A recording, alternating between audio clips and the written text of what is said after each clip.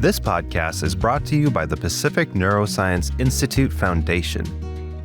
Are you looking to support your memory and optimize your quality of life?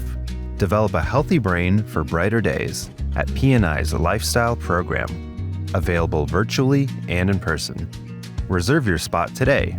Visit pacificlifestyle.org to learn more.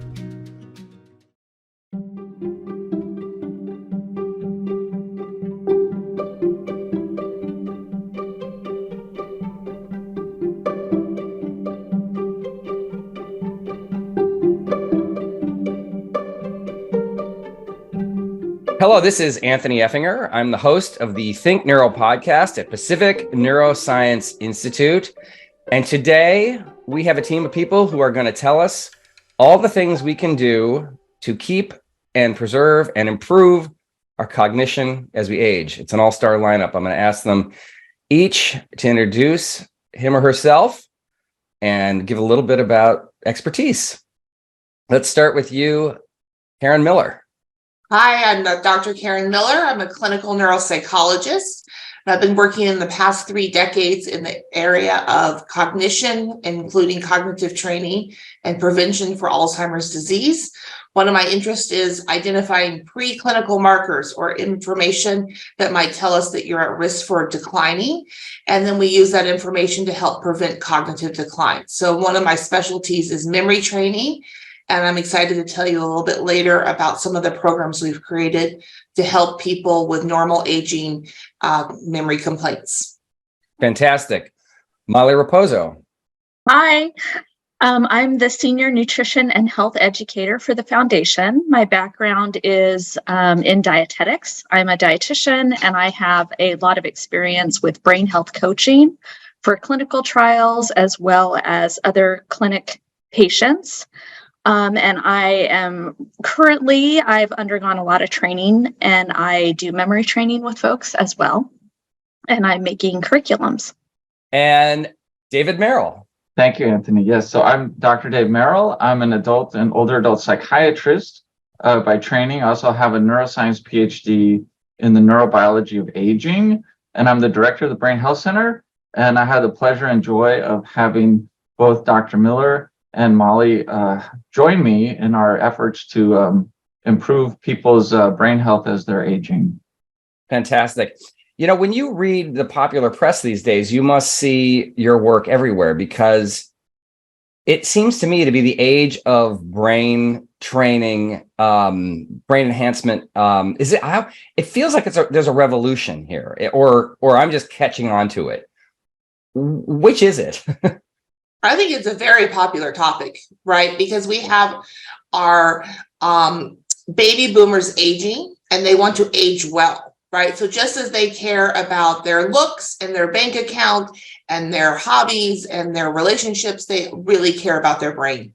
And so I think you are seeing it more and more, Anthony, when you look in the media or you look at magazines or you hear it on the news every night, there's something new coming out constantly about information or what you can do next. Yeah, I mean, like the New York Times, I think half the New York Times is about, the well section is all about brain training and brain health and all these things we should be doing. And I got to tell you, I find it all very helpful. And I feel like I have a jump on things because I talk to you all regularly. What sort of concerns bring people to you at PNI? Maybe we should ask Molly. Well, one thing we see quite a bit are people who saw their parents or in-laws have dementia or Alzheimer's disease. So they really want to be proactive and do everything that they can to not go down the same road. And I think another reason we're seeing a lot of information about lifestyle recommendations is because pharmaceuticals haven't given us the solutions that we're looking for. Talk a little more about that. Where are they falling short? Well, we don't see a cure at this time, right? Right. At all. There's nothing really. I mean, I think I'd like our medical expert to step in here, but yeah, I don't think that we see a cure. And we do know that lifestyle behaviors make a huge impact. Everything from exercise, nutrition, stress management, sleep, all these pieces are really important in terms of fighting inflammation and supporting us as we age. Well, I was going to say yes, and I was going to ask Dr. Merrill. I think we are a society where we expect pills to do a lot for us, and this is a case where there really isn't anything yet. Is that correct? Well, correct. And Molly's right that, for better or for worse, there's a lot of conditions, general health conditions where we have basically found a silver bullet or, magic pill that really fixes what's going on. You think of infectious diseases with antibiotics, even within neurodegenerative disorders. I mean, the model of Parkinson's disease, where we figured out to use L-DOPA, really transformed that and really was obviously there's still shortcomings to the treatments with L-DOPA for Parkinson's, but trying to apply that model to Alzheimer's has failed miserably. In the 1980s, we tried to use cholinesterase inhibitors to target acetylcholine in the Alzheimer's brain. And we find that those drugs, so there's several approved medications for attention related symptoms with Alzheimer's, but those treat symptoms, and it's only a mild benefit, and some patients don't even notice a benefit with those prescription medications. So we're really still at a point where we're trying to understand what can we do to slow down Alzheimer's, and like Molly was saying, how can we prevent the new generations that are aging right now from developing Alzheimer's? And that's what you all are working on day after day. Yes. Okay. Dr. Miller, tell us a little bit about what is most exciting to you right now in terms of what we should all be doing. Absolutely. Well, I think it goes along the lines of what you've already said, is that people are expecting to age better, right? They've seen maybe their parents go through cognitive decline. They're worried for themselves. They're also often at the top of their own, professional career, and they want to remain there. So they're coming to Dr. Merrill, myself, Molly, and they want to know what can they do right now, right, to have better long-standing brain health. And they're very motivated. So they're willing to improve their exercise.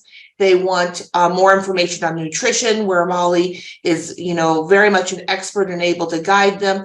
They're also willing to try what we call novel learning or cognitive training, right? So once we explain to them the opportunities that we could actually exercise the memory center, the hippocampus, because they're already, let's say, an expert in their field, and they may be well-read, they may be well-traveled, they may have several exciting hobbies, but they are good at all those things. So now we have to introduce something that will be novel and will stimulate their brains, so that it's sort of like going back to college, right? In where they're going to have a flood of new learning. And so Molly and myself, we're creating curriculum and we're teaching them these techniques to have better short-term memory right now, in order to give them an opportunity and a chance to continue to have better long-term memory as they age. A few years ago, I decided it would be helpful to me to try to learn how to play the drums. Yes. Because it's new, completely new. I am not a musical person. I still can't play the drums very well, but it definitely feels like it opened up some, new acreage or something. Exactly. And I love that word acreage, right? Like, so when you kind of stumble upon, like I like to say, real estate, right? Like, how are you going to preserve your real estate or expand your real estate of your memory capacity? And that is through novel learning. Learning a new musical instrument is a great way to actually practice short-term memory skills, because you're taking in something brand new, learning a new language or picking up an old language, right? Like, so some of our clients, they maybe studied French for 10 years and now they've sort of lost those skills. They'll return to studying French. Maybe they'll get a private tutor or take a class or do Duolingo. That can be very helpful, because this is, again, engaging in a novel learning environment. Or in some cases, Molly and I have particular clients who have already some short-term memory loss. So they need some very specific techniques of how to encode new information, like how to learn people's names or how to retain the important details from a story, right? So if you and your partner are sharing information about work or travel, how can you hang on to those details? So we want to give them techniques so that they are able to retain new information. Molly, can you tell us maybe give us an example of one of those techniques from the podcast host who's 57? Sure. So one of the basic elements is attention and visualization.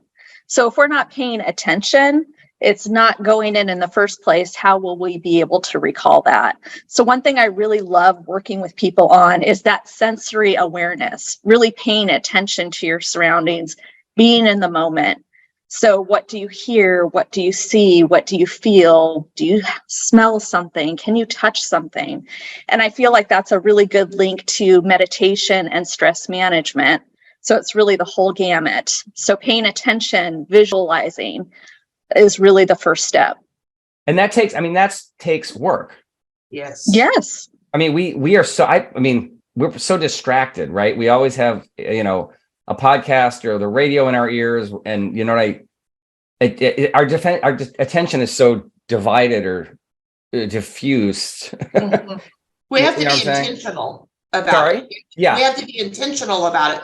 Like Dr. Merrill brought a new staff member to one of our meetings, and her name was Brandy, right? So I have to stop, pause, and think, okay, how am I going to remember this woman's name, right? Because I know everybody else, but this is a new member.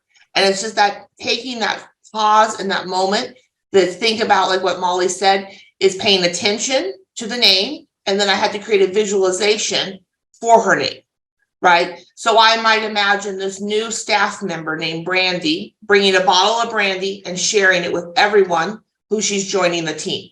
But by just taking those extra 60 seconds, now I can remember her name, even though I only met her once.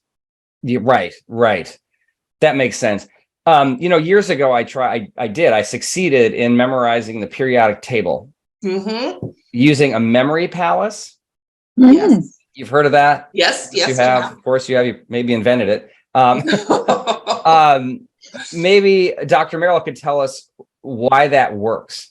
Well, so you're taking something familiar and then you're layering on top of it new ideas, new thoughts, things that you're trying to remember. So, I think, Karen, you give lectures about the memory palace. I do. Oh, okay. Well, I got the wrong person. The memory palace is actually the oldest memory technique known to mankind. It was created in the Roman and by the Romans and the Greeks, and it's actually documented as a memory strategy at that time period. And then in our modern day, we have continued to adapt it, and it actually is linked to what Molly said originally about attention and visualization.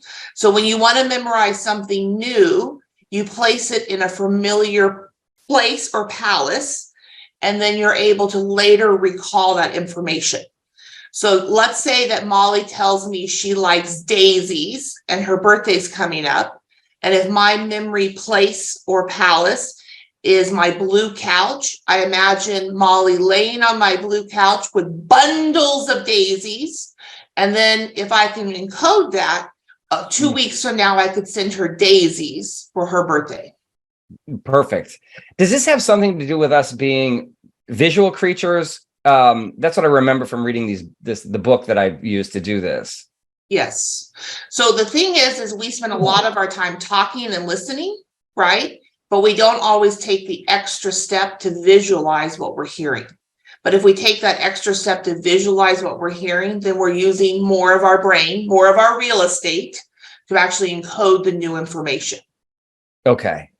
So that's why these things work. Yes. Okay. Exactly. Okay. In a different podcast, Dr. Merrill and I talked about the hippocampus. Yes. And the importance there. And I wonder if we should just do a quick review of what that is and why it's so important to short-term memory. Maybe Dr. Merrill could just give us a sketch of that.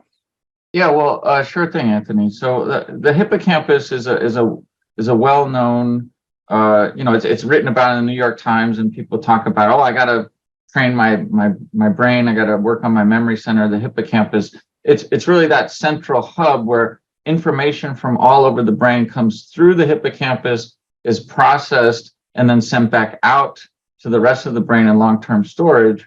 And what happens is, both with normal aging and then more so in Alzheimer's disease, we have a degradation of the hippocampus. And so it's a shrinkage, a loss of the connections of the cells in the hippocampus. And so as that brain structure falls apart or goes away, we're no longer able to form new memories. And so to be able to keep forming new memories, we want to do all we can to both keep the hippocampus intact, and if actually is really to try to strengthen it and to try to strengthen the brain cells, the connections that it makes. And we find that these techniques, these strategies, there's an analogy to physical exercise, to brain training. It's like you give your brain a workout the same way if you give your muscles a workout, you'll actually have growth or hypertrophy of the brain cells that are in the hippocampus and the strengthening of the connections. And we could go on and on. There's actually ways to have new brain cells born in the hippocampus. Well, let's talk about that, because that sounds important, and it sounds like you all have sort of a hippocampus boot camp going. We do. Exactly. Right? I mean, and this is a tiny structure, right? Yes. Correct. Okay. To give you a visual, Anthony, think of it like as little as a grape, if not littler. And what we don't want is we don't want to raise it. We want a plump hippocampus. Right? So that's what my clients like to say. We're plumping up our hippocampus. We don't want to raise it. Okay. This should be on a t-shirt. No, I mean, this says it all, right? Okay. So let's talk about how we do that. Whoever would like to jump in. Dr. Merrill's going to talk about new cells. Okay. Well, right. So the key is it's a use it or lose it phenomenon. So this is the importance of lifelong learning and learning new things to keep in practice of forming new memories, of creating new thoughts and new feelings. The connection of the thoughts to the feelings is also very important. We know the hippocampus connects intimately to structures like the amygdala and other parts of the emotional brain. That's why so much of our discussions and so much of these topics, it's kind of really meant to be lively and fun. The more emotional that you can make something, the better chance there is of you remembering it. So, we really have a process of working out the brain to grow the hippocampus and tie it into the structure and the function of the rest of the brain as well. So, okay, you're saying, so if you can attach an emotional component, I mean, that makes perfect sense. And that's because you said there's a connection between the hippocampus and the amygdala. Right. Which I think in popular culture, at least in my brain, and I may be misremembering, the amygdala is like people talk about the fear center or something, or the seat of fear. Is that accurate? I mean, and that's one of the functions. And then it's kind of underappreciated that there's also roles in more positive emotion and kind of recollection of events. And that's where Molly was talking about, using all your senses and trying to learn something new, visualizing auditory information, or if you can actually create, smell associations or taste associations, that gives the brain even more chance to form strong connections and memories about something new. So using all your sensory modalities to really take something in gives you a better chance of remembering it. We're going to be more likely to remember it if we were fearful or we were happy or joyous. If it's just neutral, we're not going to be as likely to remember the information. That's so I'm thinking back on like vacations where the things I remember are either the really amazing things that happened or the time that our flight got canceled in Newark and, we were looking at, a night there or, right. I mean, or something really scary happened even sometimes on a vacation. Yeah. Like terrible turbulence, which I happen to hate. Yeah. Molly, what kinds of things do you see your patients having success with this and what do you think makes them more likely to succeed with these strategies? Yeah.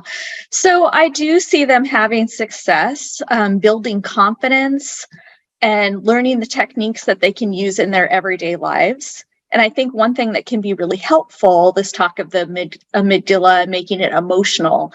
So when Karen tells a story or she makes an association, they're not boring. So you're seeing this woman, Brandy, starting on the team, and she's bringing a bottle of booze and they're having a drink. So that kind of made me laugh. That's not something that's typical, I don't think that's really happening. So, It's not. right. And so the vision of me with the daisies for my birthday, I'm lying on her couch. Well, she's also a psychologist, so that's a little funny. And it's not one daisy, it's bundles, right? So I really encourage people, because a lot of times kind of the first stage with memory training is, well, I don't do it that way. This is what I do instead, which is a very straightforward approach. Like I say, make a funny story about these 3 errands that you have to run so you'll remember them without writing it down. So they will say, well, I'm going to go here, there, and there. And if they can remember in that manner, okay. But if they can't, I say, let's redo it and let's make it funny. Yeah. Okay. So if you need to fill up your gas tank and go to the post office and buy a bottle of wine, how about we put wine in the gas tank, throw in the letter and light it on fire, something like that you're really going to remember it. I like, this is making some sense. I get this now. When you just recounted Dr. Miller's images of the daisies, it was like, I see. Right. Yeah. That's so interesting. We want it exaggerated. We want it fun or exciting or kind of scary, just pretend scary so that you'll remember it. Okay. This is so helpful. And now a message from our sponsor. The Think Neuro podcast is brought to you by Pacific Neuroscience Institute Foundation, a nonprofit 501c3 organization. If you're inspired by what you hear and wish to support our mission of education through innovation, please visit pacificneuro.org/foundation. Can we talk for a minute about sleep? Because I gather that sleep is really important for consolidating memory. Am I getting that right? Correct. Okay. Dr. Merrill's nodding his head, so we're going to ask him. Can you tell us how important sleep is? I happen to be after 57 years, I figured out that sleep is really important. It took me that long, right? But I think we can save some other people some time. Totally. And it's better late than never. I mean, sleep is one of these core pillars of healthy brain aging that it's common sense, but then how do you actually go about optimizing it, improving it, and really prioritizing it? I mean, in general, we're all running on a sleep deficit in this world, whether it's, up and at 'em or late into the night with social media and shows and activities. So it's really kind of taking a step back and saying, okay, what's the purpose of sleep? And you're right. It's both helping with memory consolidation. It's also when the brain cleanses itself. It's when you clean out all the junk, all the detritus, both psychological, but also physiologically. Sleep is a time where there's a system in the brain called the glymphatic system that actually clears out the brain. And you need to have deep sleep, solid sleep to have that happen to restore the brain. So it's both, there's a physiologic benefit to sufficient sleep, and there's also the psychological benefit of kind of consolidating your memories and making sure that you're well rested to then be able to lay down new memories again the next day. Mm-hmm. So it's one of these topics that we have entire classes and courses and people do sleep tracking, and you can either go low tech or high tech. It really kind of becomes a hobby to try to optimize your sleep. Well, I have my Garmin watch and I love looking at my data every morning. Absolutely. Can you just briefly tell us what are the compounds that accumulate during the day that have to be cleansed at night, and why do they accumulate? So for one example, in Alzheimer's disease, we talk about amyloid plaques kind of being the enemy, being the bad guy. There are these clumps of misfolded proteins that build up in the brain and can cause havoc in the brain. And it is important to understand that the brain actually releases some of these amyloid proteins in response to health stressors. Well, one of the things that happens at night when our blood sugar gets, we're fasting overnight, we're not eating, our blood sugar goes to baseline, to normal, to low. Our insulin degrading enzymes actually take a turn, and they actually degrade amyloid during the night, during sleep. So actually cleaning up some of the amyloid plaques is part of what happens during restorative sleep.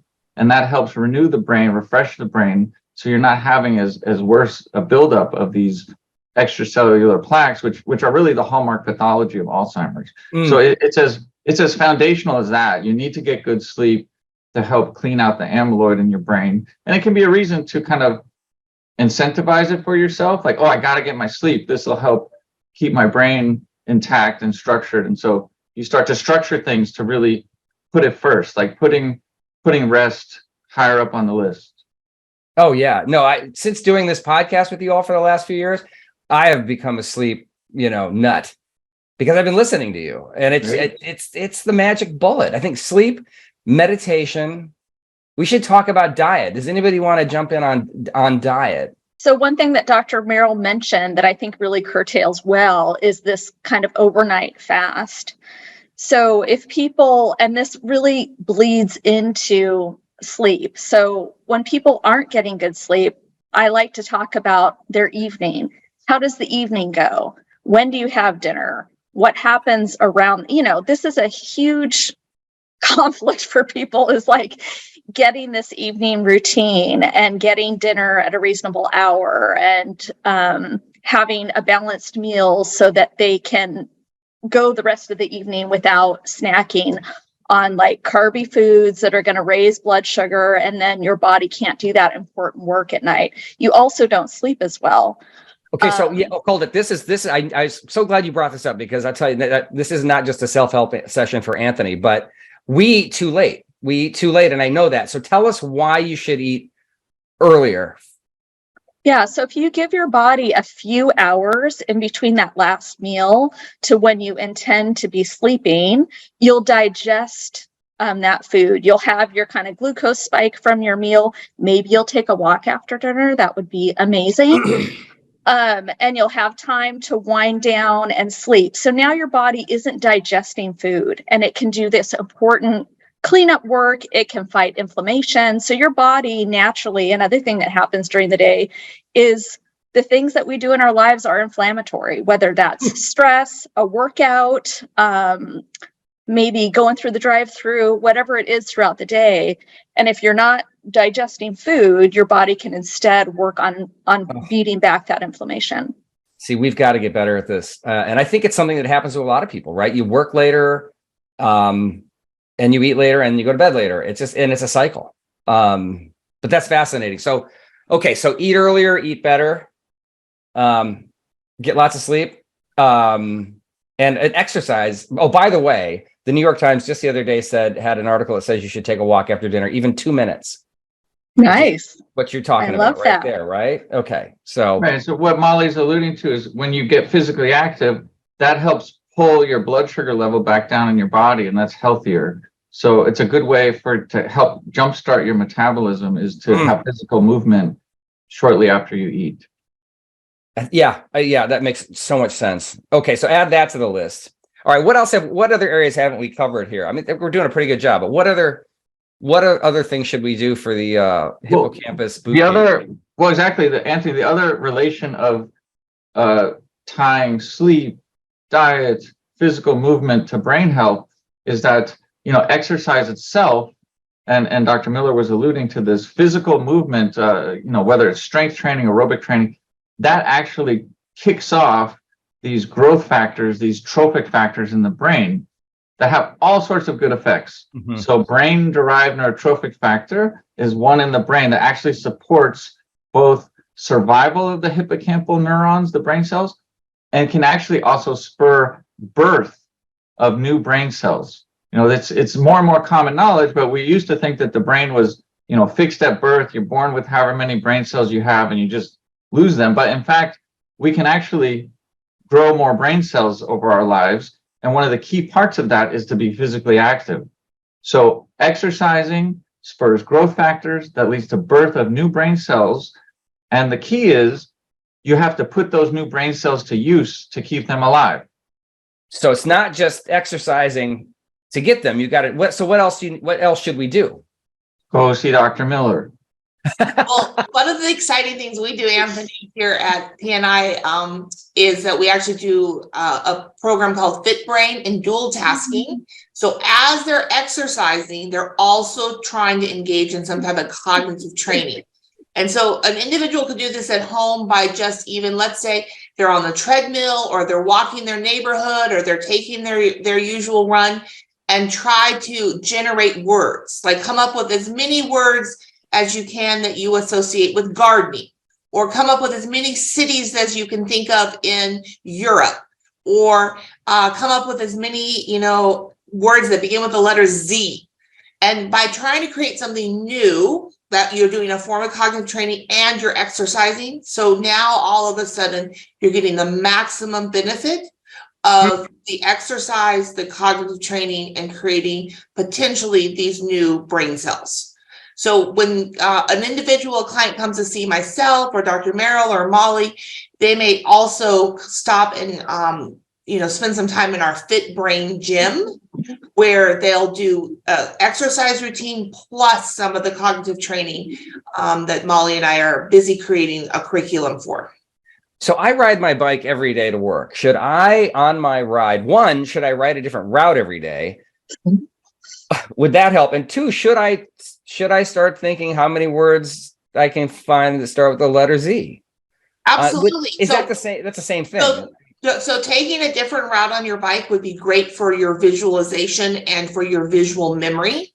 Mm-hmm. And as you're taking that new route, we want you to be safe, right? So don't be scanning your environment more than you need to for safety. But as you're scanning your environment, you might be noticing the names of new streets or stores or locations. And as you're noticing that, right, if you even just locked onto one or two new names, and you tried to think of how I remember the name of that street, how I remember the name of that shop that I just drove by, then you would be more likely to be getting this dual tasking process engaged naturally.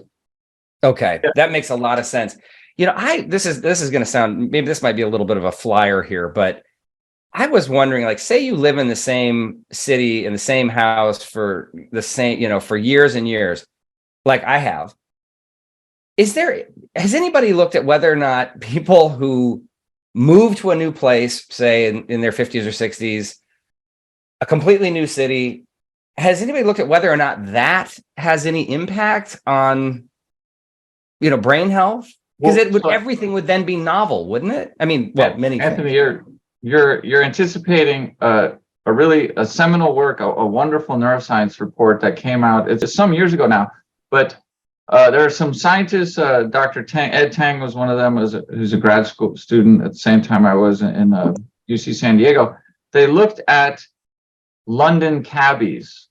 So London cabbies, to become one, you have to pass a test. It's called the Knowledge, and the streets of London, notoriously convoluted, complex, difficult to locate where you are or how to get somewhere. And so it turns out that this process of learning the streets of London and then navigating them day after day, somebody jumps in your car and asks for a ride, turns out it grows the hippocampus.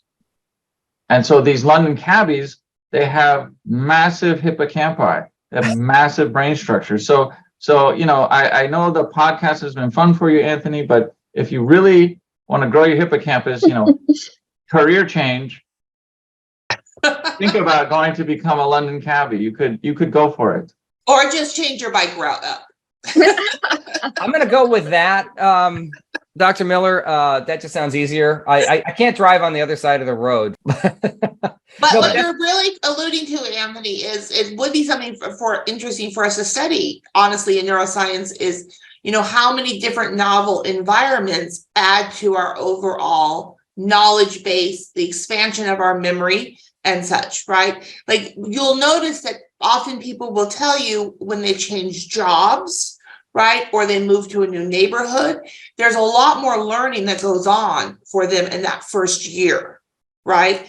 And so that is really part of what we encourage everyone to do in some way. You don't have to change your house or change your job, but you do change your driving route, or, you know, add to your hobbies a new sport or a new language or a new art. And by adding something new, then you're getting that opportunity, just like the London cabbies. That where makes you're sense. New learning. Is the opposite of that when people retire, they sort of decelerate and lose that stimulation? Really depends upon their choices. I mean, that's honestly why we're doing what we do, is because we do meet a lot of people who are retiring or thinking about retiring or who have just retired, and we are going over their whole lifestyle. And we're looking at, like, what can we help you design and tweak so that you can live your better life in retirement? Because Dr. Merrill and I, for example, have had thousands of patients in common over the past decades. And some of them retire and do nothing. Even some of them are 55, and they decide from that day forth, they've put in 30 years of hard work, and they're going to do nothing from that day on. And by 62, they're at our office. And they've been doing nothing for 7 years and often have very serious cognitive decline. Really? In that Very 7 serious. years of just Yes, we've seen many, and they were brilliant people, engineers, architects, and they worked hard. They truly worked hard. They're very smart people. But at 55, they said, I'm tired and I'm not going to do anything. They didn't do a hobby. They didn't read. They didn't walk. Does this get back to Dr. Merrill's use it or lose it? Yes. This is it, right? I mean, this is not. And it happens even at an early age. That's why I share with you the 55-year-olds. That's, I mean, as I said, I'm 57. Look out. By the way, my mother, she ran a small post office in Copper Mountain, Colorado for 25, 30 years. And she knew every, mailbox number for every person in the community. Right. And she knew the faces, she knew the numbers, she knew it was very stimulating. She had and then she had to retire at 75. And she said it was the worst thing she ever did. She was just, it's terrible because she was not ready. Yeah. I know. But anyway, so what do you do with a person who comes in at 55 and is in that kind of shape, or at 62, sorry, and is in that kind of shape, where their brain is sort of decelerated out of their career? How do you get them back? It's basically putting them to work, figuratively speaking. It's brain and body rehab. So we take a look at, what does the day look like? What's the structure of your daily routine? What does the week look like? Are there opportunities for purposefulness? Are there opportunities to be social? Are there, this whole infectious pandemic has been a real difficulty for all of us, finding those outlets of, how do you join a social club? How do you join a social cause? How do you turn to volunteerism? I mean, our society at large is not good at becoming older in a healthful way. The odds are really stacked against people, but it makes all the difference, both for the body and the mind, to kind of take the time and effort to find a new purpose, like with the transition of retirement. How do you make that successful transition to live your best life in the years ahead? I see these ads for like trips with history professors from universities and other kinds of professors. And I imagine that something like that could be. Absolutely. Well, actually, a lot of community colleges have a whole program dedicated to seniors. So even if there's a community college nearby or a senior center, they typically have different types of programs, including ones that involve travel. But something Dr. Merrill said was very important is he talked about socialization. And that's something we didn't spend too much time on. But if someone is listening to this podcast and thinking about what's the first step they might take, and maybe they're not yet ready for cognitive training, or they're not going to go into a full-blown exercise routine yet, we hope they do. The very first step that everybody can take today is actually to socialize. And that can be as simple as going to the grocery store and actually talking to the grocery store clerk. That could be talking to your neighbor out by the mailbox. Or if you live in a planned community, going to the swimming pool and just learning someone's name, including a grocery store clerk, asking someone, where are you from? What city were you born in? Learning those two pieces of information, right, would be novel stimulation for the moment. And then it could expand from there, especially, actually creating relationships, friendships, partnerships, volunteering. Then that would be having regular social stimulation and novel learning on a regular basis. So even those small interactions absolutely are very key.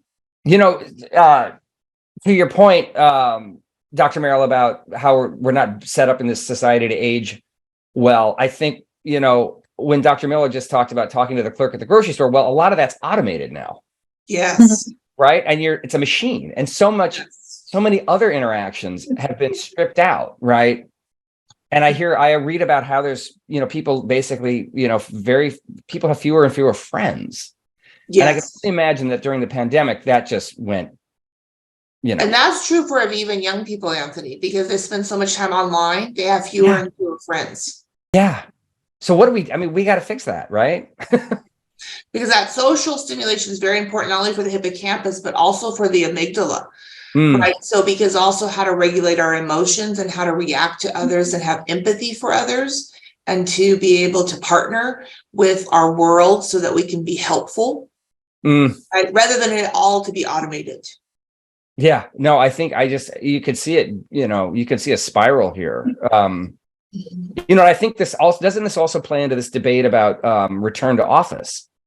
Yes. Right. I mean, that's a big debate now. And I'm reading that a lot of people are talking about, hey, you kind of stay away from the office at your peril. Because you're not getting that kind of stimulation. Oh, there's so much stimulation because there's random interactions when you're walking down the hallway, right? So like Dr. Merrill works on the first floor, I work on the second floor. But if I'm headed down to a research meeting with him, I'm going to encounter 3 or 4 different types of people as I'm headed down to meet with him, right? I might encounter another patient or client in the elevator. I see a staff member I haven't seen in a week. I meet a new doctor that's a whole different specialty that's down the hallway. And especially if I take the time to say, oh, hey, I'm new to this building. I haven't met you yet. Yeah, exactly. And that's unanticipated, random. Exactly. Yeah. And if I take the time to encode even just one piece of that information, right, then I'm doing my novel learning as well. Interesting.